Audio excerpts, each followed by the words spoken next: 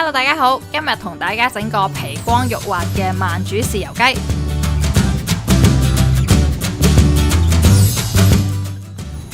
材料喺晒度啦，咁今日呢個 recipe 呢，就係其實係我由細食到大我媽煮嘅豉油雞嘅 recipe 嚟嘅，只係我將佢改咗做慢煮版嘅啫。我哋將隻雞洗乾淨之後，剪頭剪尾啦，剪咗隻雞腳同腳趾甲之後呢，就可以開始抹乾佢，準備開始醃隻雞啦。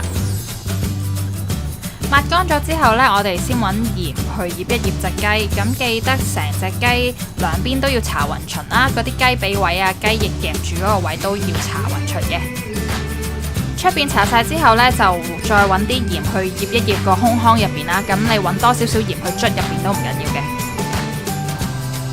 之後我哋準備蒜蓉啦，咁我哋中意蒜味重啲嘅，咁我就落咗1個蒜頭啦。咁你哋可以自己調節，如果中意蒜味輕啲，可以用半個或者甚至幾瓣都可以嘅。之後我哋準備醃雞個雞汁啦。首先我哋將頭先打好咗嘅蒜蓉，再加埋其他嘅調味料，玫瑰露酒啦、生抽啦、老抽啦、醬油膏啦，擺埋一齊。我呢就比較中意用醬油膏去醃雞嘅，因為醬油膏呢個 texture 係好似蠔油咁，比較結好多啦。但係佢嘅味道呢唔會太鹹，佢會帶少少甜味嘅，同埋比較結身的話呢，佢醃雞呢上色都會比較容易啲嘅。醬油膏呢其實係嚟自台灣嘅，所以其實你去一啲九龍城台灣嗰啲專賣台灣食品嘅鋪頭啊，或者 HKTV Mall 我都見到有得買嘅。然後我哋將所有頭先嘅調味料溝埋一齊啦。之後我哋就可以用掃啲調味料上隻雞上面啦。上好調味料之後呢，我哋可以放佢入密實袋。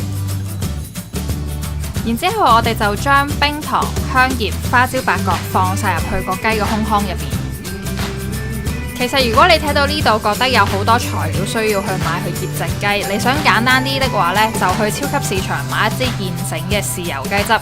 成支倒落去醃就係噶啦，但係個味道係點呢？咁我就唔肯定啦。將頭先用剩嘅雞汁都一次過倒埋落去，咁我哋將佢放喺雪櫃醃佢過夜1晚啦。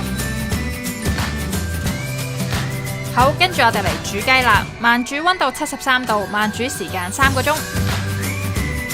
因為隻雞有汁呢，我就懶啦，唔抽真空，我用水壓法擠晒啲空氣出嚟。